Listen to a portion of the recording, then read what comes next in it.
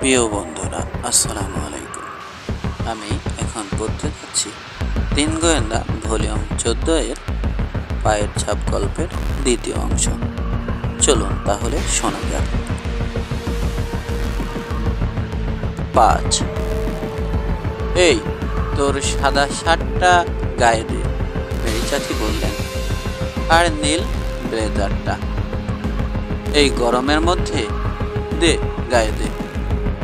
একজন ভদ্রমহিলার সঙ্গে দেখা করতে যাচ্ছিস, কাপড় চোপড়গুলো একটু ঠিকঠাক হওয়া দরকার। এজন্যই তো চোর বলে। এরপর আর তর্ক করার মানসিকতা রইল না কিশোরের। করে লাভও হবে না। জোরে একটা নিঃশ্বাস ফেলে আবার উপর তলায় চলল সে কাপড় পরতে। মিনিট খানেক যেতে না যেতেই ডাক শোনা গেল, এই কিশোর, তোর হলো? আসছি। মেরি চাচি বেশ সাজগোজ করেছেন। এসে বলল কিশোর, বাহ, দারুণ লাগছে তো। তুমি সব সময় সেজে থাকতে পারো না চাচি? সময় কই, আর তোর চাচা ওসব দেখেও না। চল যাই। রোববারের বিকেল, কাজকর্ম নেই হাতে। হলঘরে অলস ভঙ্গিতে বসে টিভি দেখছেন আর কফি খাচ্ছেন রাশেদ পাশা। ভাতিজা আর স্ত্রীকে দেখে বলে উঠলেন, আরে ব্যাপারটা কি? সাজগোজের এমন বাহার? তা কোথায় যাওয়া হচ্ছে? বিয়ের দাওয়াত টাওয়াত আছে নাকি? কেন, বিয়ের দাওয়াত না থাকলে কি সাজা যায় না?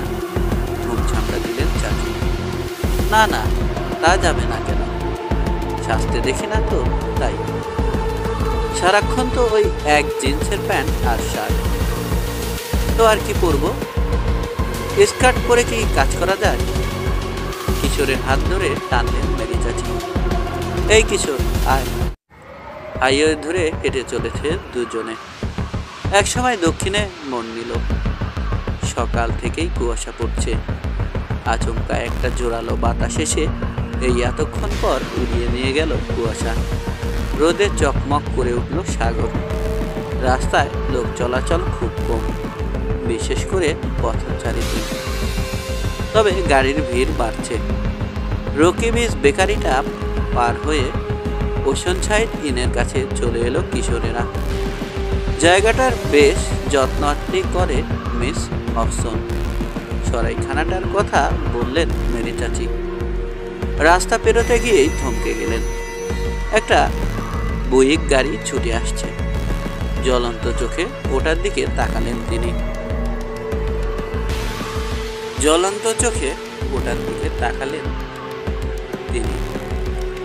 গ্যাস করে ব্রেক কষল ড্রাইভার।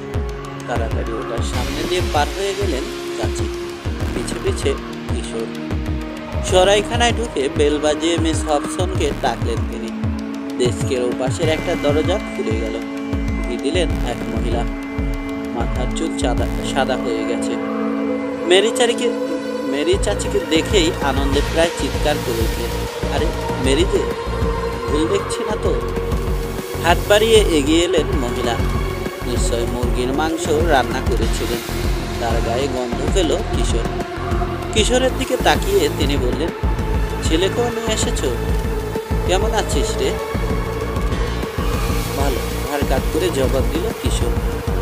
আরো দু চারটা কথার পর মেরি চাচি বললেন, শুনলাম মিসেস মর্গান আর তার ছেলে নাকি আপনার অধীনে উঠেছে। ঠিকই শুনেছ, বেচারি। কাল তো যখন এসে উঠল একেবারে বিধ্বস্ত অবস্থা। চিফ প্লেসারও দেখা করতে এসেছিল এই সরাইখানার মধ্যে। কল্পনা করতে পারো? চোর ডাকাত ধরে রকি বিচকে অপরাধ মুক্ত রাখুক পুলিশ, তাতে কোনো আপত্তি নেই মিস হবসনের। কিন্তু তার ছোট্ট সরাইখানায় তাদের আগমন ঘটবে, এটা তিনি কিছুতেই মেনে নিতে পারছেন না। জিপ টাকরায় ঠেকিয়ে একটা বিচিত্র শব্দ করে মেরি চাচি বুঝিয়ে দিলেন তিনি মিস হবসনের মনের অবস্থা বুঝতে পারছেন। আবার জিজ্ঞেস করলেন মিসেস মর্গানের কথা। সরাইখানার পেছনের অংশের একটা ছোট চত্বর দেখিয়ে মিস হবসন বললেন, ওদিকের ঘরে উঠেছে। ওদের মন ভালো করার চেষ্টা করছেন মিস্টার নিমেরো। মিস্টার নিমেরও প্রতিধ্বনি করলো যেন কিশোর। আমার একজন গেস্ট, চমৎকার লোক। মিসেস মর্গানের ব্যাপারে বেশ আগ্রহী। ভালো লোক, তাই না? আজকের দিনে তো কেউ কারো জন্য ভাবে না, তবে মিসেস মর্গান বেশ সুন্দরী। শেষ কথাটা বলে বোধ হয় একটা বিশেষ ইঙ্গিত করতে চাইলেন মিস হবসন। হ্যাঁ, চেহারা সুন্দর হলে বেশ কাজেই লাগে, মেরি চাচি বললেন। অফিস থেকে বেরিয়ে কিশোরকে নিয়ে বারান্দা ধরে হেঁটে চললেন তিনি। বারান্দার পাশের দরজাগুলো ঘরের নম্বর দেয়া, সেগুলো পার হয়ে এসে পড়লেন ছোট চত্বরটায়। তার ওপাশের ঘরটার মুখ সাগরের দিকে ফেরানো। ছোট একটা গোল টেবিল ঘিরে বসেছে তিনজন মানুষ, মিসেস মর্গান, তার ছেলে ডরি, আর সেই মাছ শিকারী। আগের দিন যাকে দেখেছে কিশোর। আগের দিনের চেয়েও ভালো পোশাক পরেছে ভদ্রলোক, আর সাজগোজের কি বাহার, সেই নিশ্চয় মিস্টার নিমেরো। হলিউডের গল্প শোনাচ্ছে মিসেস মর্গান আর তার ছেলেকে। এলিজার চোখ দেখেই বুঝল কিশোর। এই গল্পে মোটেও মন ভালো হচ্ছে না মহিলার, আরো খারাপ হচ্ছে। প্রচন্ড বিরক্তি চোখের তারায়। কিশোর আর মেরি চাচিকে দেখে যেন হাত ছেড়ে বাঁচল। আয়, লাফিয়ে উঠে দাঁড়ালো ডরি। সেও বিরক্ত হয়ে গেছে বোঝা গেল। আরো দুটো চেয়ার আনতে ছুটল। মিসেস মর্গান, পরিচয় করিয়ে দিল কিশোর, আমার চাচি। এগিয়ে গিয়ে এলিজার হাত ধরলেন মেরি চাচি। আমি মিসেস মারিয়া পাশা। আপনাকে বলতে এলাম আমার কিশোর চোর নয়, আর যে কারণেই হোক চুরি করার জন্য ঢুকেনি মিস্টার কুপারের ঘরে। চেয়ার পেতে দিল ডরি। তাতে বসলেন মেরি চাচি। ক্লান্ত হাসি ফুটল এলিজার ঠোঁটে। না না, এখন আর চোর ভাবছি না। আসলে কাল এত বেশি ধকল গিয়েছিল শরীরের উপর দিয়ে, সেই অ্যারিজোনা থেকে গাড়ি চালিয়ে এসেছি আব্বাকে দেখার জন্য। টেবিলে রাখা একটা কাগজের কাপ আঙুল দিয়ে নাড়াচাড়া করছে এলিজা। আব্বা যখন চলে আসে আমি তখন খুব ছোট শিশু, তখনকার কথা কিছুই মনে নেই। আব্বাকে দেখে থাকলেও তার চেহারা মনে নেই। উফ, কত বছর পর এলাম দেখতে, আর এসে দেখি কিনা নেই। মনের অবস্থা বুঝতেই পারছো। কিশোরের দিকে তাকিয়ে বলল সে। তাছাড়া জানালা দিয়ে বেরোতে দেখলাম তোমাকে। চোর ভাবাটা কি ভুল হয়েছে? না, ঠিকই হয়েছে, কিশোর বলল। আমি হলেও সন্দেহ করতাম। কিছু পয়সা বের করে নিয়ে কোকা-কোলা কিনে আনতে রওনা হলো ডৌরি। তারপরে এসে পুলিশ শুরু করলো হেনস্থা। এলিজা বলল, মনটা এত খারাপ হয়ে গেল না, কি বলবো, কাল রাতে ঘুমাতে পারিনি। বিড়বিড় করে মিস্টার নিমেরো বলল, এত যন্ত্রণা দিলে ঘুম কি আর আসে? টেবিলে রাখা এলিজার হাতটা ছোঁয়ার জন্য হাত বাড়ালো সে। তাড়াতাড়ি টেবিলের নিচে সরিয়ে নিল এলিজা। ইনি মিস্টার নিমেরো। লোকটার দিকে তাকালো না সে। মিস্টার নিমেরো, উনি মিসেস পাশা, আরও কিশোর পাশা। কিশোরের সঙ্গে দেখা হয়েছে আমার, আন্তরিকতা সুরে বলল নিমেরো। দেখাটা এখন কেমন কিশোর? ভালো, থ্যাংক ইউ। সতর্ক থাকতে হয় মানুষকে, উপদেশ দিতে আরম্ভ করলো নিমেরো। ভাগ্যিস আরও জোরে লাগেনি, মাথা ফেটে যেতে পারত। তবে আমারও ওরকম হয়েছিল একবার, কায়রোতে যখন ছিলাম। নিশ্চয় গিয়েছেন আপনি? মেরি চাচির দিকে চেয়ে বলল সে। জীবনেও না, কাটা জবাব দিয়ে দিলেন মেরি চাচি। তাদের কথার মাঝে উটকো একটা লোক নাক গলাবে মোটেও সহ্য করতে পারছেন না তিনি। চুপ হয়ে গেল নিমেরো। মিসেস মর্গান, এখন কি করবেন ভেবেছেন? মেরি চাচি জিজ্ঞেস করলেন। দীর্ঘ শ্বাস ফেলল এলিজা। যাই করি, আব্বার সঙ্গে দেখা না করে সময়টা এখানে কাটানোর জন্য আসতে বলেছিল। যাই করি, আব্বার সঙ্গে দেখা না করে বেলিভিউতে ফিরছি না। আবার একটা চিঠি আছে আমার কাছে, গরমের সময়টা এখানে কাটানোর জন্য আসতে বলেছিল। আজ সকালে চিপকে দেখিয়েছি সেটা, আব্বার প্যাডে লেখা চিঠি। চিপ বিশ্বাস করেছেন যে আমি সত্যি কথাই বলছি। বলেছেন আঙুলের ছাপটা নেওয়া হয়ে গেলে আমাকে বাড়িতে ঢুকতে দেওয়া হবে। ঢুকবে থাকবেন? আর উপায় কি? আসতে অনেক খরচ হয়েছে, সরাইখানায় থাকারও অনেক খরচ, কদিন আর থাকতে পারবো? তাছাড়া এখানকার খাবার একটুও পছন্দ হচ্ছে না ডোরির। আচ্ছা মিসেস পাশা, পুলিশ আব্বাকে খুঁজে বের করছে না কেন? নড়ে চড়ে বসল কিশোর। লাভ হবে না মিসেস মর্গান, মিস্টার কুপার ইচ্ছে করে নিখোঁজ হয়েছেন, তাকে খুঁজতেই বা যাবে কেন পুলিশ? তাছাড়া এখানকার পাহাড়ে এত বেশি লুকানোর জায়গা আছে, একবার কেউ লুকিয়ে পড়লে তাকে খুঁজে বের করা প্রায় অসম্ভব। যেখানে খুশি লুকিয়ে পড়তে পারেন আপনার আব্বা। পায়ে জুতো নেই তারপরেও খালি পায়ে গেছে। দীর্ঘ একটা অস্বস্তিকর নীরব মুহূর্ত কাটল। তারপর মেরি চাচি বললেন, আপনি জানেন না? কি জানবো, জুতো ছেড়ে গেছে নাকি? জুতো কখনো পরেনি না মিস্টার কুপার। যা যোগ করছেন, মোটেই না। গম্ভীর হয়ে গিয়ে বুঝিয়ে দিলেন মেরি চাচি যে তিনি মজা করছেন না। মিস্টার কুপার জুতো পরেন না, সবসময় খালি পায়ে থাকেন, গায়ে দেন একটা সাদা আলখেল্লা। মেয়ের সামনে বাবার চেহারার বর্ণনা দিতে দ্বিধা হলো তার, তবু বললেন, মাথায় এলোমেলো লম্বা সাদা চুল, গালে লম্বা দাড়ি, খালি আচরণ।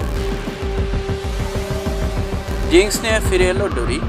মেরি চাচি আর কিশোরকে দিয়ে বলল, শুনে মনে হচ্ছে একেবারে পয়গম্বর সেজে থাকে। এলিজা বলল, ভীষণ খামখেয়ালি মানুষ তো, তাই। খামখেয়ালি লোক এ শহরে অনেক আছে। কিশোর বলল, মিস্টার কুপার একলা নন। ড্রিঙ্কস খাওয়ার একটা স্টার টেবিল থেকে তুলে নিয়ে দুই হাতের তালুতে পাকাতে শুরু করলো এলিজা। বুঝলাম, এজন্যই কখনো ছবি পাঠাইনি আব্বা। আমি আসতে চাওয়ায় বোধহয় অস্বস্তিতে পড়ে গিয়েছিল। বলতে গেলে অনেকটা জোর করেই এসেছি আমি, তাকে রাজি করিয়েছি আমাকে জায়গা দিতে, কিন্তু শেষ মুহূর্তে আর থাকতে পারেনি। আমার সাথে দেখা হওয়ার ভয়ে পালিয়েছে। দেখ, পালিয়ে আর কদিন, আসতে তাকে হবে। আমি দেখা না করে যাচ্ছি না। ঠিক বলেছ আম্মা। ডোরি একাত্মতা ঘোষণা করলো মায়ের সামনে। কাজে আমি আর সময় নষ্ট করছি না। দীর্ঘ কণ্ঠে বলল এলিজা। ডোরি, তুমি সবসময়কে গিয়ে বলো আজই হোটেল ছেড়ে দেবো আমরা। পুলিশ চিফকে ফোন করে জিজ্ঞেস করবি ওদের কাজ করেছে কিনা। কাজটা কি ঠিক করেছেন? মোবাইল গলায় বলল কিশোর। ভালো করে ভেবে নিন। আমি কাল মিস্টার কুপারের অফিসে ডয়ার ভাঙতে পড়ে, তবে আরেকজন ঢুকেছে, আর কপালের ফোলাটা আমার এখনো আছে। উঠে দাঁড়ালো এলিজা। সাবধান থাকবো আমি। আব্বা আবার ঢোকার দুঃসাহস যেই দেখা, কপালে খারাপই আছে তার। পিস্তল বন্দুক ভালো লাগে না আমার, তবে বেসবল ভালো লাগে, সাথে করে ব্যাটও এনেছি একটা। প্রশংসার দৃষ্টিতে এলিজার দিকে তাকালেন মেরি চাচি। খুব ভালো করেছেন, আমার মাথায় কিন্তু কোনোদিন ঢোকেনি বুদ্ধিটা। ক্লোজ রেঞ্জে পিস্তলের চেয়ে অনেক সুবিধা হবে বেসবল ব্যাট দিয়ে। হাসিটা অনেক কষ্টে চাপল কিশোর, কারণ ব্যাটেরও দরকার নেই তার। মেরি চাচির চোর ডাকাত যদি বাই চান্স ঢুকে পড়ে ইয়ার্ডে, আর কপাল খারাপের কারণে তার সামনে পড়ে যায়, তাহলে ঝাড়ুই যথেষ্ট। ঝাঁটাপেটা হয়ে হাসপাতালে না যায়, ইয়ার্ডের পিঠি সীমানায় ঘেঁষার যে আর সাহস করবে না কোনোদিন বাঁচাধন, তাতে বিন্দুমাত্র সন্দেহ নেই। মেরি চাচিও উঠে দাঁড়ালেন। বাবার বাড়িতে থাকতে হলে আসবাব লাগবে আপনার। খাট আর চেয়ার কিনে ফেলে গেছেন মিস্টার কুপার। আপনি যান, আধ ঘন্টার মধ্যেই ওগুলো নিয়ে আসছি। খুব ভালো হয় তাহলে, আপনাকে অনেক কষ্ট দিচ্ছি। আরে না না, কষ্ট কিসের, মাল পৌঁছে দেয়া তো আমাদের দায়িত্ব। আয় কিশোর। দরজার কাছে এসে হঠাৎ যেন মনে পড়ল মেরি চাচি। ফিরে তাকিয়ে বললেন, গুড আফটারনুন মিস্টার নেমেরো। পথ চলতে চলতে এসে বলল কিশোর, চাচি ওরকম অবদস্থ নিশ্চয় জিন্দিগিতেও হয়নি লোকটা। আচ্ছা, ঠিকঠাক দিয়েছ। একটা রাম ছাগল। মেয়েটাকে কি রকম বিরক্ত করছিল দেখেছিস? হায় রে পুরুষ মানুষ। রাশেদ পাশাও পুরুষ মানুষ, কাজেই রাগটা গিয়ে পড়লো যেন তারই উপর। দুপদাপ করে ঘরে ঢুকে তল্লা থেকে ফিরিয়ে আনলেন তাকে মেরি চাচি। রাশেদ পাশা তারপর বরিশ আর রোবারকে ডেকে বললেন সালভেজ ইয়ার্ডের ট্রাকে কুপারের মালগুলো তুলে দিতে। 15 মিনিটের মধ্যেই তোলা হয়ে গেল।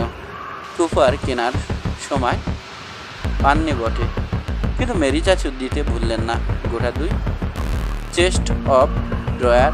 তিনি নিজে পছন্দ করে টাকা তুলে দেওয়ার ব্যবস্থা করলেন। বললেন মেয়ে এসেছে, জিনিসপত্র রাখবে কোথায়? কুপারটা তো একটা ছন্ন ছাড়া। বরিশ আর কিশোর মিলে ফ্রিজ থেকে কুপারের খাবারগুলো বের করে নিয়ে এলো। তারপর মেরি চাচির সঙ্গে গাদাগাদি করে উঠে বসলো ট্রাকের সামনের কেবিনে। ড্রাইভিং সিটে বসেছে বরিশ। মেরি চাচির নির্দেশে গাড়ি চালালো কুপারের বাড়ির উদ্দেশ্যে। কুপার যে ছাউনিতে রসদ রাখে তার সামনে দাঁড়িয়ে থাকতে দেখা গেল এলিজার নীল কনভার্টিবলটাকে। রাস্তা থেকে দেখা গেল 2টো সুটকেস বয়ে নিয়ে যাচ্ছে রবি। চত্বরে দাঁড়িয়ে রয়েছে তার মা। তার খাটো চুল ফুরফুর করে কাঁপছে বাতাসে। সব ঠিকঠাক আছে তো? দেখে জিজ্ঞেস করলে মেরি চাচি। আছে, তবে আঙুলের ছাপ তোলার জন্য অনেক পাউডার ছিটিয়েছে পুলিশ, নোংরা করে রেখে গেছে। পরিষ্কার করতে হবে। কোটিখানে চীনামাটির জিনিস ছাড়া আর তো কিছু দেখছি না ঘরে। ছাপ করতে অসুবিধা হবে না। আসবাব দিয়ে ঘর ভর্তি করার পক্ষপাতী নন মিস্টার কুপার। কিশোর প্রয়োজনের অতিরিক্ত জিনিস রাখেন না। কৌতূহলী দৃষ্টিতে তার দিকে তাকালো এলিজা। আব্বার স্বভাব ভালোই জানো, দেখেছি তুমি। লোকের সঙ্গে মেলামেশা খুব বেশি হল, চাচি বললেন। আর একবার কোনো জিনিস দেখলে বলে না। চেনেহের দৃষ্টিতে তাকালেন কিশোরের দিকে। বরিশ আর কিশোর মিলে মাল নামাতে শুরু করল। নামাতেই কিশোরের চোখে পড়ল সেই 2জন যারা আগের দিন হিলটপ হাউজের খোঁজ করছিল। একবার কুপারদের বাড়ির দিকে তাকিয়ে সৈকতের পথ ধরে চলে গেল ওরা। মাল নামানোয় হাত লাগালো এসে ডরি। কিশোরকে জিজ্ঞেস করল, ওরা কারা? আমাদের পড়শি? শিওর না, শহরে নতুন এসেছে। ঘাটের এক মাথা ধরল ডরি, আরেক মাথা কিশোর। কাপড় দেখলে? ডরি বলল, ওরকম পোশাক পরে সৈকতে হাঁটতে যায় কেউ না গেলেও ওরা গেল। কিশোরের মনে পড়ল নিমেরোর পোশাকের কথা। মাছ শিকারী হিসেবে একেবারে বেমানান পোশাক পরেছিল। ঘরে ঢুকলো কিশোর। এলিজা ঠিকই বলেছে, ঘরটাকে নোংরা করে দিয়ে গেছে পুলিশ। কুপারের বাড়িটা গোলাঘরের চেয়ে সামান্য উন্নত। নিচতলায় মোট 4টে ঘর। গোসল করার জন্যে পুরনো ধাঁচের একটা বাথট্যাব রয়েছে। একটা বেডরুমে একটা বিছানা পাতা। এতই সরু ব্যাংক বললেও ভুল হবে না। তবে বেশ ছিমছাম করে বিছানা পাতা, সাদা চাদর দিয়ে ঢাকা। পাশে একটা ছোট বেড সাইড টেবিল, তাতে রাখা একটা টেবিল ল্যাম্প আর একটা ঘড়ি। সাদা রং করা 3 ড্রয়ারের একটা খুদে সিন্দুকও রয়েছে। বাকি 3টে ঘর খালি। এটাতে থাকতে চাও আম্মা? সামনের ঘরের দরজায় উকি দিয়ে জিজ্ঞেস করলো ডরি। থাকলেই হলো একটাতে। এটাতে ফায়ার প্লেস আছে। বাপরে বাপ, দেখো বেশি কি বানিয়েছে। জিনিসটার দিকে কিশোরও তাকিয়ে রয়েছে। ফায়ার প্লেসের কিনার এসে রাখা বিশাল এক চীনামাটির ফলক। এক কোণ থেকে আরেক কোণ পর্যন্ত আড়াআড়ি মাত্র 5 ফুটের কম হবে না। তাতে খোদাই করা একটা ছবি, 2 মাথা ঈগল। ফিসফিসিয়ে বলল কিশোর। জোরে বললে যেন উড়ে যাবে পাখিটা। লাল রঙের পাখিটার দিকে তাকিয়ে ডরি জিজ্ঞেস করলো, চেনো নাকি? পুরনো বন্ধু বোধ হয় তোমার নানা। ওরকম ডিজাইনের একটা মেডেল সারাক্ষণ গলায় পরে থাকে। আরও অনেক জায়গায় এই ঈগলের ছবি এঁকেছেন। সামনের সিঁড়িতে কলস 2টো দেখেছ? তাতেও ঈগল আঁকা। খেয়াল করনি? না, মাল নামাতে ব্যস্ত ছিলাম। সিঁড়িতে মেরি চাচির জুতোর শব্দ হলো। কিশোরকে দেখে বললেন, ম্যাট্রেস তো আনলাম না। এই কিশোর, চাদর টাদর আছে নাকি ঘরে? দেখ তো। আছে, আমি দেখেছি, ডরি বলল। আনকোরার নতুন। প্যাকেটের মধ্যেই রয়েছে এখনো। যাক আছে তাহলে, তোমাদের জন্যই কিনে এনেছে মনে হয়। ঠেলে একটা জানালা খুলে ফেললেন মেরি চাচি। মুখ বের করে ডাকলেন, বরিশ দেখে যাও। আসছি, বরিশের জবাব শোনা গেল। একটা ম্যাট্রেস মাথায় নিয়ে ঢুকলো সে। জানালা টানালাগুলো খুলে ঘরটা একটু পরিষ্কার করা দরকার। মেরি চাচি বললেন, দাঁড়ান আগে মালগুলো আনা শেষ করি। বরিশ বলল, কুপার যে খাবারও অনেক কিনেছে সে কথা এলিজাকে জানালেন মেরি চাচি।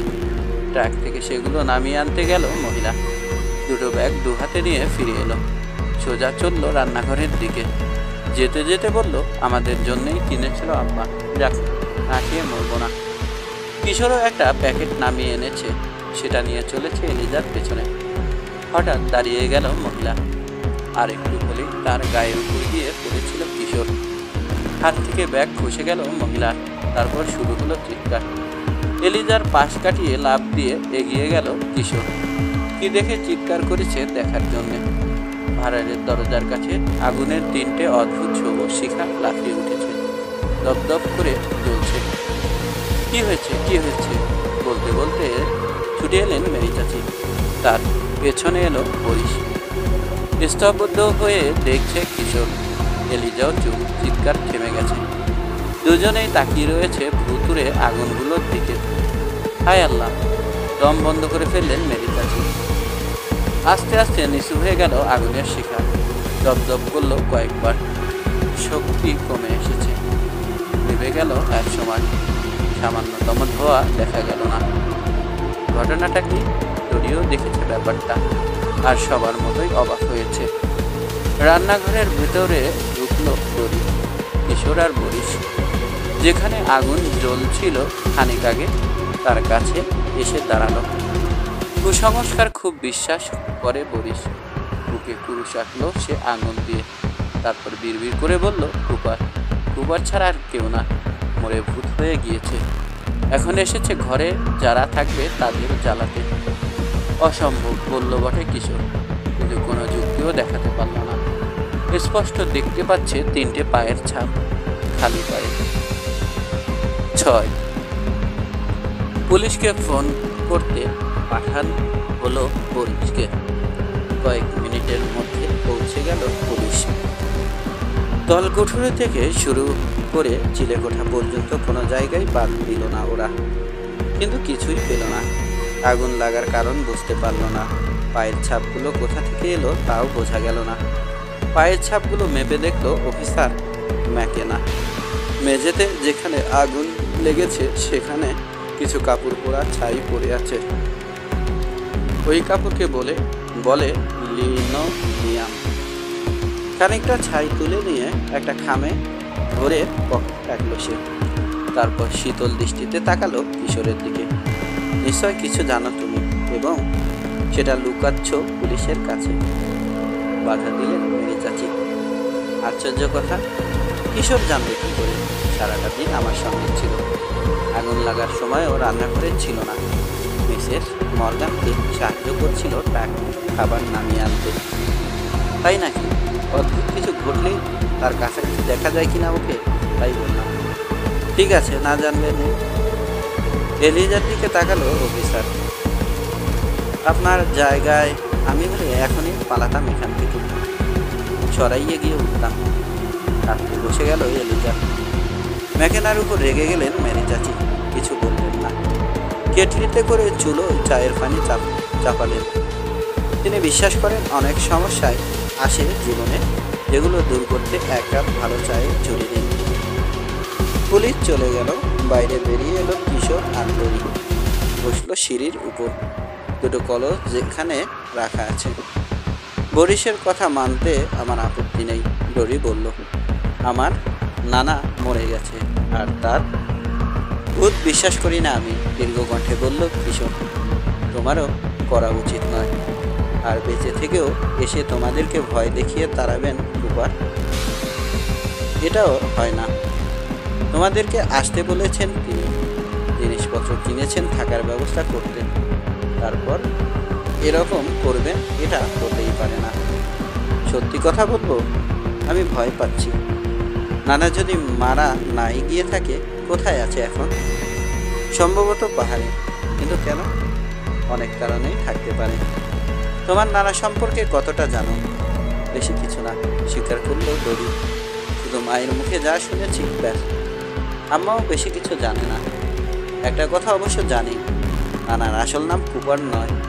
তাই আগ্রহী হয়ে উঠল কিশোর। এই কথাটা কেন যেন বহুবার মনে হয়েছে আমার। কাকতালীয়ই বলতে পারো। অনেক দিন আগে আমেরিকায় এসেছে নানা, ডরি বলল। 40-এর দশকে, বাড়ি ইউক্রেনে। আমেরিকায় এসে সিরামিক নিয়ে পড়াশোনা শুরু করে নাইট স্কুলে। তখনই আমার নানির সঙ্গে দেখা হয়। সে মিসেস কি যেন নামটা, যাই হোক, ইউক্রেনিয়ান হতে চায়নি। তাই নানা নতুন আর সহজ নাম রেখেছে, হেনরি কুপার। কোন শহরে দেখা হয়েছিল তোমার নানির সঙ্গে? নিউ ইয়র্কে। নিউ ইয়র্কের মেয়ে? না, জন্ম বেলিভিউতে, আমাদের মতো। নিউ ইয়র্কে গিয়েছিল কাজ করতে, কাপড়ের ডিজাইন করত। তারপর তার দেখা হলো এই দিমিত্রি কি যেন তার সঙ্গে, মানে আমার নানার সঙ্গে। তাকে বিয়ে করে বসলো নানা। তখন নিশ্চয় এখনকার মতো সাদা আলখেল্লা পরতো না সে।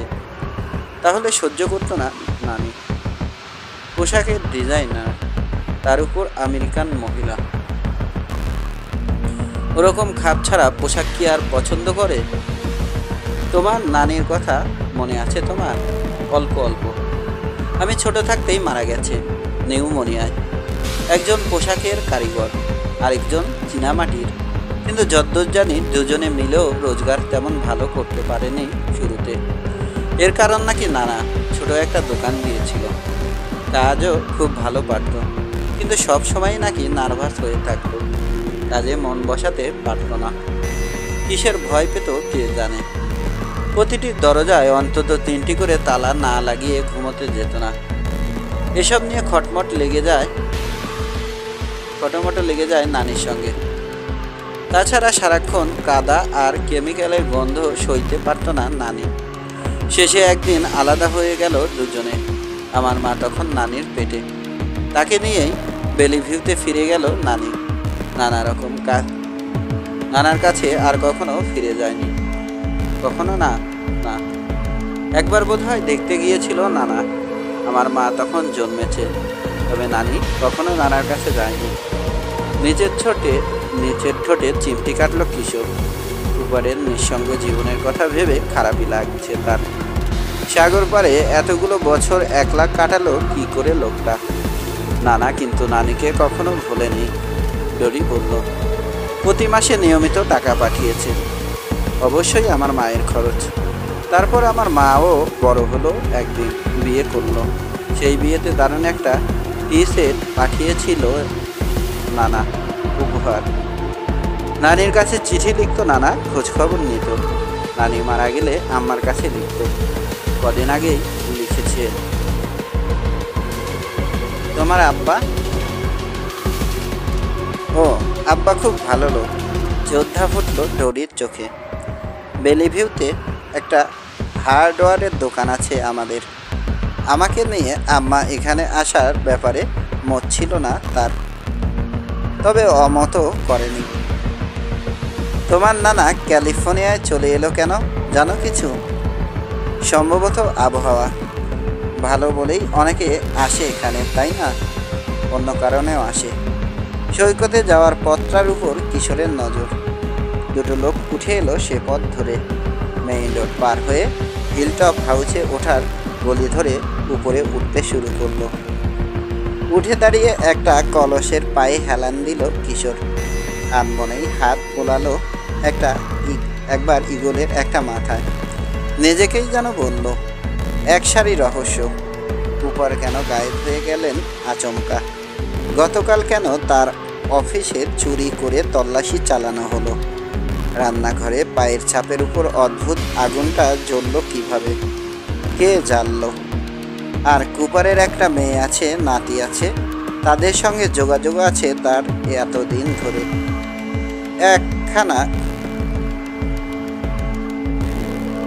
এ কথাটা রকিবিতে কেউ জানলো না কেন? জানবে কিভাবে? সন্ন্যাসীর জীবনযাপন করত সে। এত বড় বাড়িতে একটা চেয়ার নিয়ে থাকে কেউ? টাকা আছে অথচ এরকম সাধারণভাবে জীবন কাটায় কটা মানুষ? সন্ন্যাসী হন আর যাই হন, তিনি একজন মেয়ের বাপ, নানা। আমার মেরি চাচির অনেক বন্ধু আছে, তারা নানা। সুযোগ পেলেই নাতিদের ছবি দেখিয়ে ছাড়েন। তাদের কথা বলতে বলতে চোখ মুখ উজ্জ্বল হয়ে ওঠে। কিন্তু কুপার কখনো কোনোদিন তা করেননি। এমনকি তোমরা যে আছো এ কথাও ঘুণাক্ষরেও বলেননি কারো কাছে। সামনে ঝুঁকে 2 হাত দিয়ে হাঁটু পেঁচিয়ে ধরল ডরি। হ্যাঁ, কেমন যেন লাগে শুনতে। আমার ভাল লাগছে না। পারলে এখনই বাড়ি ফিরে যেতাম, কিন্তু গেলে এসব প্রশ্নের জবাব কোনোদিন পাবে না। এই তো, এক কাজ করো, গোয়েন্দার সাহায্য নাও। না, তা পারবো না। গোয়েন্দা ভাড়া করতে অনেক খরচ, অত টাকা নেই আমাদের। পয়সা ছাড়াও গোয়েন্দা পাওয়া যায়। পকেট থেকে 3 গোয়েন্দার একটা কার্ড বের করলো কিশোর। শখের গোয়েন্দা। কার্ডটা পড়ে অবাক হলো প্রথমে ডরি, তারপর হাসি ছড়িয়ে পড়লো সারা মুখে। সেজন্যই ভাবি, ওরকম খুঁতখুত করার স্বভাব কেন তোমার? অফিস-রুমে কি করতে ঢুকেছিলে? পুলিশ তোমাদের চেনে, ওদের সুনজরেই আছো বোঝা যায়। কার্ডটা পকেটে ঢুকিয়ে রেখে বলল, বেশ, নানাকে খুঁজতে না হয় 3 গোয়েন্দার সাহায্য চাইলামই। তারপরে কি কি করতে হবে আমাকে? প্রথমে একটা আঙুল তুলল কিশোর। আমাদের মধ্যে যা যা কথা হবে সব আমাদের মধ্যেই থাকবে, বাইরের কারো কানে যাবে না। তোমার আম্মারও না, এমনিতেই মানসিক অবস্থা ভালো না তার। এসব কথা বলতে গেলে হয়তো আরও অস্থির হয়ে পড়বেন। তার চেয়ে না শোনা নয় ভালো। বেশ, শোনালাম না। তারপর? দ্বিতীয়ত, অফিসার ম্যাকেনা ঠিকই বলেছে, এখানে তোমাদের একলা থাকাটা উচিত হবে না। কোথায় যাব তাহলে? আবার ওশন সাইডে? সেটা তোমার আম্মার উপর নির্ভর করে। অন্যখানেও যেতে পারেন ইচ্ছে করলে। আর নিতান্তই যদি এখানে থাকতে চান, 3 গোয়েন্দার কোনো একজন সর্বক্ষণ থাকবে তোমাদের সঙ্গে। তাদের সুবিধা হবে তোমাদের। আম্মা কি করবে জানি না, তবে আমি খুশি হব। বেশ, তাহলে ও কথাই রইল। আমি মুসা আর রবিনের সঙ্গে আলাপ করব। কিশোর ঘর থেকে বেরিয়ে এলেন মেরি চাচি। এখানে বসে আছিস? কত কাজ ছিল, আমাদের সঙ্গে একটু হাত লাগালেও পারতি। সরি চাচি, ডরির সঙ্গে কথা বলছিলাম। নাক কুচকালেন মেরি চাচি। অনেক বোঝালাম ডরির আম্মাকে সরাইয়ে চলে যেতে। এখানে থাকা ঠিক হবে না, কিন্তু শুনছে না। তার ধারণা যে কোনো সময় এসে হাজির হতে পারে তার বাবা, আসতেও পারে। এটাই তার বাড়ি। যখন এলিজাও বেরিয়ে এলো। চেহারা এখনও ফ্যাকাশে, তবে চায়ে খানিকটা উপকার হয়েছে। এলিজা, মেরি চাচি বললেন, আমাদের তো আর কোনো কাজ নেই এখন। যাই, ভয় পেলে কিংবা যে কোনো অসুবিধে হলে সঙ্গে সঙ্গে খবর দেবেন, আর খুব হুঁশিয়ার থাকবে, কথা দিল এলিজা। দরজা জানালা ভালো মতো বন্ধ করে শোবে, তাও বলল। এমন মনে করলে দরজায় তালাও লাগিয়ে নিতে পারবে। তালা খোলাটা আজকাল আর কিছুই না। সন্তুষ্ট হতে পারলো না মেরি চাচি। তবু থাকবেন ওই যখন। ফেরার পথে মেরি চাচি বললেন, তালা লাগিয়ে কোনো লাভ হবে না, ওগুলো খোলা কোনো ব্যাপারই না। ছিচকে চোরেরাও আজকাল খুলতে জানে। ঘরে একটা টেলিফোন থাকলে তাও না হয় হতো, পুলিশে খবর দিতে পারত। সাংঘাতিক রিস্ক নিল মহিলা, একমত হলো কিশোর। ইয়ার্ডে পৌঁছেই ট্রাক থেকে নেমে গিয়ে ওয়ার্কশপে ঢুকলো সে। ওই সুড়ঙ্গ দিয়ে ঢুকলো হেডকোয়ার্টারে। মুসাকে ফোন করে বলল, মুসা, একটা কেস পেয়ে গেল 3 গোয়েন্দা, রেডি থেকো।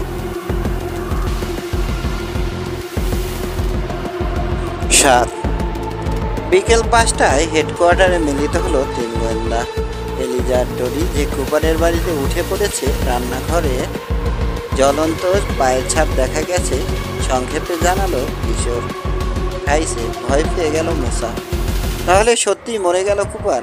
ভূত হয়ে জ্বালাতে এসেছে বাড়ির লোককে? বরিশের তাই ধারণা, কিশোর বলল।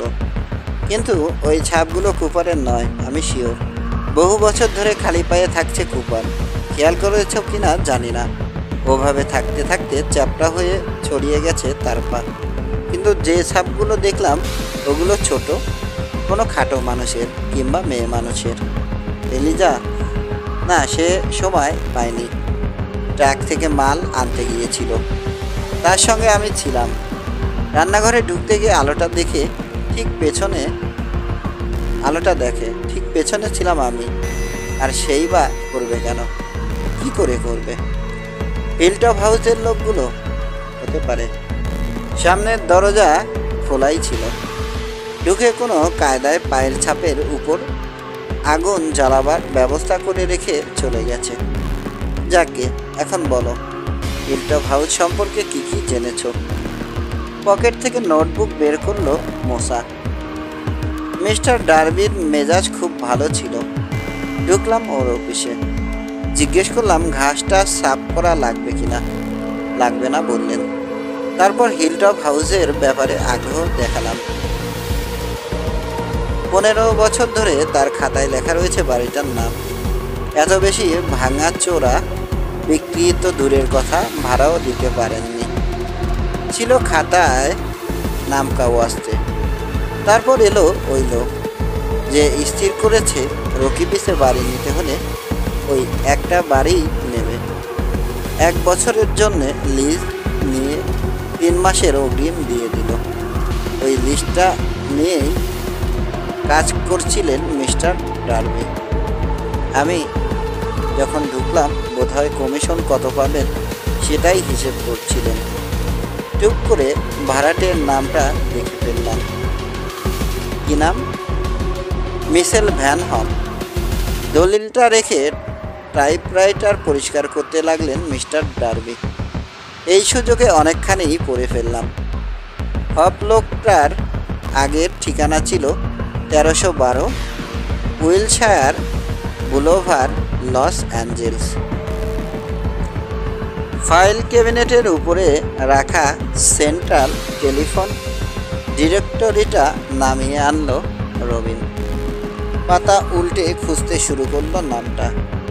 শেষে মাথা নেড়ে বলল, নেই। অনেক লোকেরই থাকে না, বলল কিশোর। টেলিফোন না থাকলে ঠিকানাও থাকবে না ডিরেক্টরিতে, জানা কথাই। থাকবে। ভ্যান হপের ব্যাপারে পরে খোঁজ খবর নেব। আগে ইগলটার কথা জানা দরকার, ওটাই জরুরি। আসলো রবি। জেনে ফেলেছি। লাইব্রেরিতে গেলে কখন?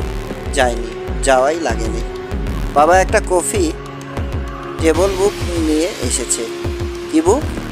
বুঝতে পারল না মোসা। কফি টেবল বুক, ওই যে বড় বড় বইগুলো, ছবিওয়ালা, যেগুলোর সাহায্যে ডাকযোগে বিজ্ঞাপন করা হয়। ওগুলোর ব্যাপারে দুর্বলতা আছে তার। পত্রিকার লোক তো। মোসার মনে পড়ল একটা প্যাকেট সঙ্গে ছিল রবিনের। সেটা কোথায় দেখার জন্য ছুটল। পায়ের কাছ থেকে প্যাকেটটা তুলে এনে গর্বের সঙ্গে খুলল রবিন। চকচকে প্লাস্টিকের জ্যাকেট লাগানো রয়েছে বইয়ের শক্ত মলাটের উপর। মূল নাম রয়্যাল রিচেস, আর নিচে আরেকটা ছোট অক্ষরে লেখা, a photographic study of the crown jewels of Europe with commentary by E.P. Farnsworth. কভারের সুন্দর ছবিটার দিকে তাকিয়ে কিশোর জিজ্ঞেস করলো, ব্রিটিশ মুকুট না এটা? খুব কাছে থেকে তোলা হয়েছে ছবিটা, লাল মখমলের কাপড়ের উপর বসিয়ে। হ্যাঁ, অনেক কষ্ট করেছেন লেখক, অনেক জায়গায় ঘুরেছেন। শুধু ইংল্যান্ডই না, ইউরোপের বহু জায়গায়ও গেছেন। অস্ট্রিয়ার শার্লেমেন আর হাঙ্গেরির সেন্ট স্টিফেনের মুকুটের ছবিও তুলে এনেছেন। সোনার তৈরি মূল্যবান পাথর বসানো মুকুটের ছবি শুধু তোলেননি, লোহার তৈরি লম্বার্ড মুকুটের ছবিও আছে বইটাতে। রাশিয়ার কিছু মুকুটের ছবি আছে। ঈগলের উপর বেশ লোভ রাশানদের, বোঝা যায়। তবে আমরা যে ঈগলটাকে খুঁজছি সেটা বোধহয় এটা। বইয়ের মাঝামাঝি জায়গায় খুলল রবিন। বইটা ছড়িয়ে রেখেই ঠেলে দিল কিশোরের দিকে। এই যে, দ্য ইম্পেরিয়াল ক্রাউন অফ ল্যাপাথিয়া। কিশোরের কাঁধের উপর দিয়ে দেখার জন্য ঝুঁকে এলো মোসা। মাসে কি সাংঘাতিক! মুকুট না বলে হেলমেট বললেই বেশি মানায় দ্য ইম্পেরিয়াল ক্রাউন অফ ল্যাপাথিয়াকে। সোনার তৈরি নীল পাথর বসানো নিচের দিকটায়, চূড়ার কাছে সোনার 4টে বন্ধনী তৈরি করে তার ভেতরে বসানো হয়েছে বিশাল এক চুনি পাথর। আর ঠিক চূড়ায় ডানা ছড়িয়ে আছে লাল রঙের 2 মাথা একটা ঈগল। হীরার চোখ জ্বলছে। শিকারকে আক্রমণ করার ভঙ্গিতে হা করে রেখেছে ঠোঁট দুটো। আমাদের কুপারেরটার মতোই, কিশোর বলল। মুকুটটা সম্পর্কে লেখা রয়েছে পরের পৃষ্ঠায়, রবিন জানালো। পৃষ্ঠাটা উল্টে নিয়ে জোরে জোরে পড়তে লাগলো কিসের।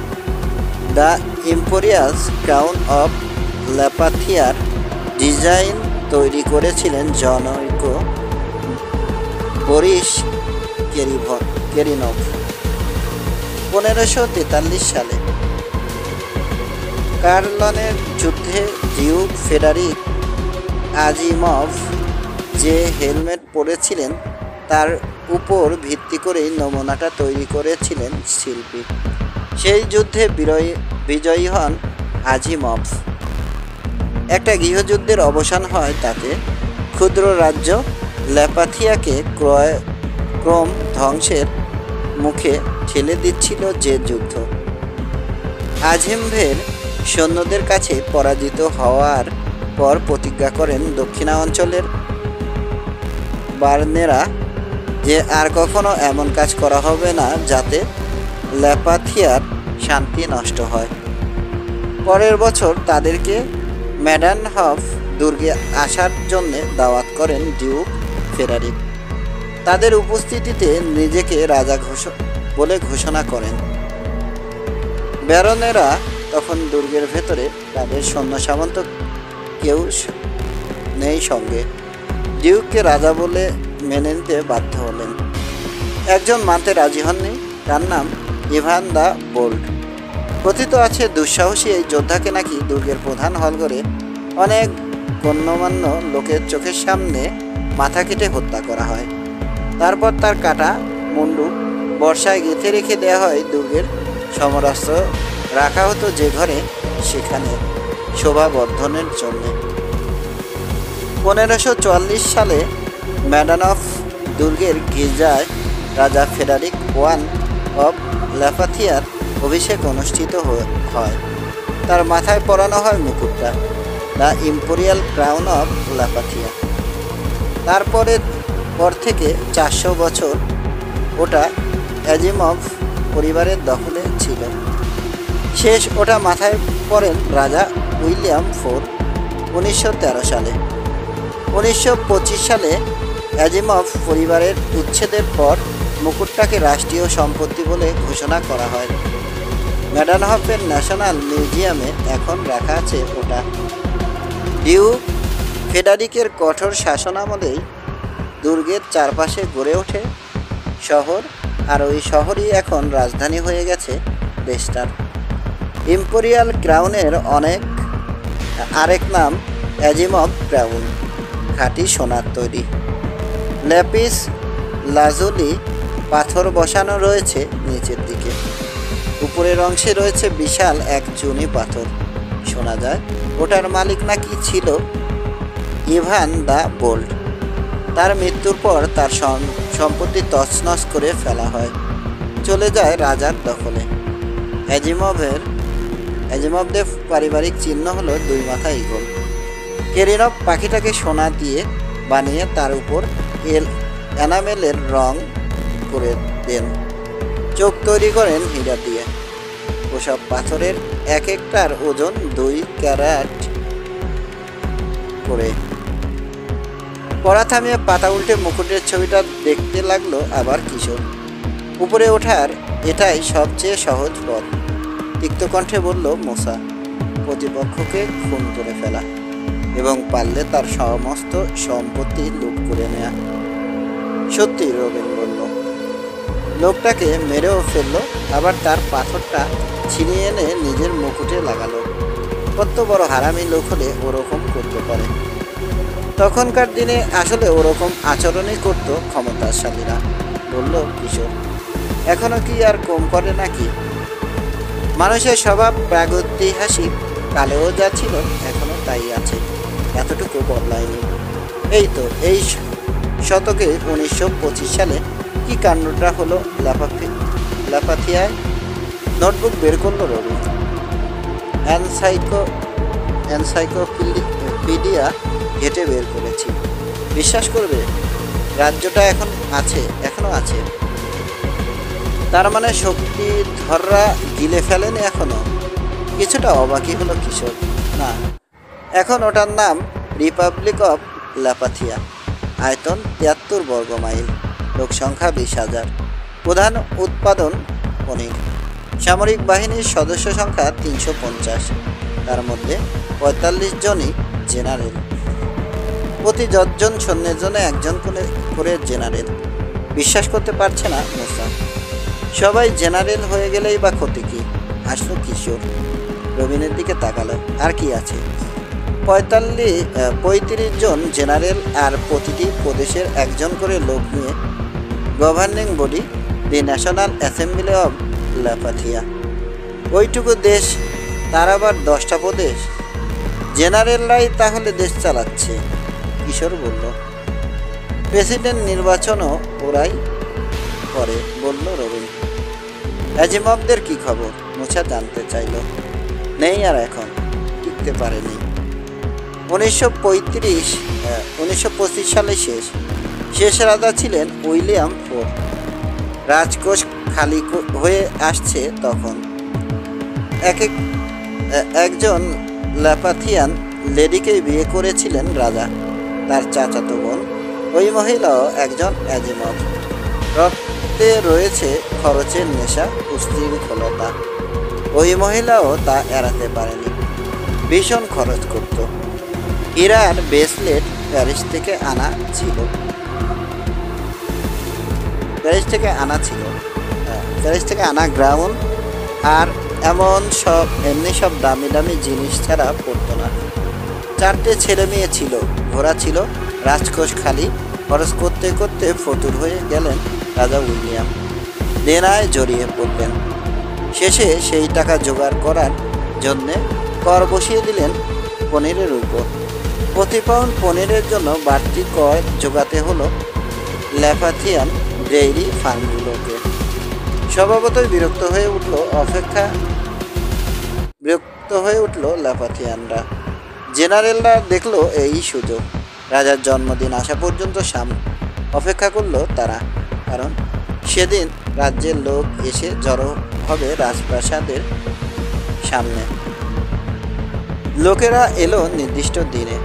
জেনারেলরাও তাদেরকে নিয়ে মার্চ করে ঢুকে পড়ল প্রাসাদে। সাপ বলে দিল উইলিয়াম আর রাজা নন, তাকে সিংহাসনচ্যুত করা হয়েছে। তারপর আগ্রহের সামনে ঝুঁকে পড়েছে কিশোর। স্বভাবত সেই একই ব্যাপার ঘটল আরেকবার, ইভান দ্য বোল্ডের ক্ষেত্রে যা ঘটেছিল। অফিসিয়াল রেকর্ড বলে রাগে ক্ষোভে মাথা খারাপ হয়ে গিয়েছিল রাজার। প্রাসাদের ব্যালকনি থেকে ঝাঁপিয়ে পড়ে আত্মহত্যা করেছেন। তার মানে ধাক্কা দিয়ে ফেলে দেওয়া হয়েছিল তাকে, তিক্ত কণ্ঠে বলল মোসা। ওরকমই কিছু নিশ্চয়, রবিন বলল। পরিবারের অন্যদের এতই মন খারাপ হয়ে গেল, এটাও অফিসিয়াল রেকর্ড। তারাও যেদিকে পারল চলে গেল। মনের দুঃখে বনে চলে যাওয়া যাকে বলে। আর রানী নাকি বিষ খেয়ে আত্মহত্যা করেছে। লোকে বিশ্বাস করেছে ও কথা।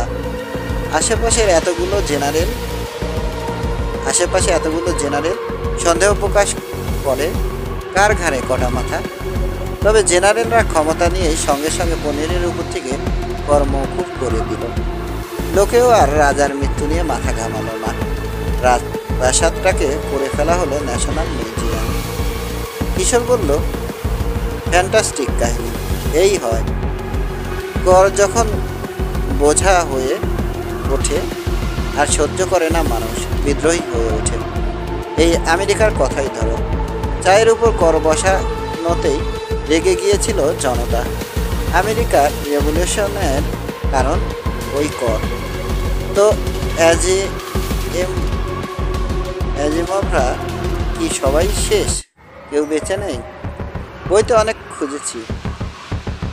এনসাইক্লোপিডিয়া বলছে রাজা উইলিয়াম ব্যালকনি থেকে ঝাঁপিয়ে পড়ার পরই তার পুরো পরিবার ধ্বংস হয়ে গেছে। পালিয়ে গেছে না বললে মুসার প্রশ্ন। সে কথা তো জেনারেলরা বলেছে, কিন্তু জনতা কাউকে পালাতে দেখেনি, কারো লাশও দেখেনি। কি যেন ভাবলো কিশোর, নিচের ঠোঁটে চিমটি কাটলো একবার। ডরি বলেছে তার নানা এসেছে ইউক্রেনিয়া থেকে, হয়তো ভুল করেছে সে। কুপার আর দুই মাথা ইগলের মাঝে পুরনো বন্ধুত্ব দেখা যাচ্ছে। রাজপরিবারের সঙ্গে সম্পর্ক নেই তো তার, কিন্তু কাউকে পালাতে দেখেনি জনতা।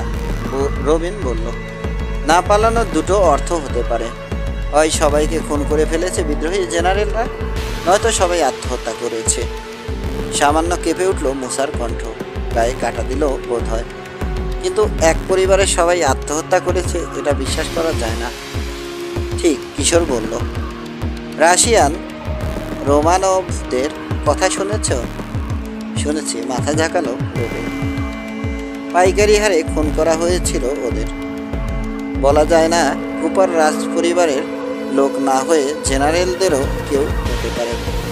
ওই খুনোখুনিতে হয়তো তারও হাত ছিল, পালিয়ে এসেছে সেজন্যই। ওর সম্পর্কে আরও খোঁজখবর করা দরকার।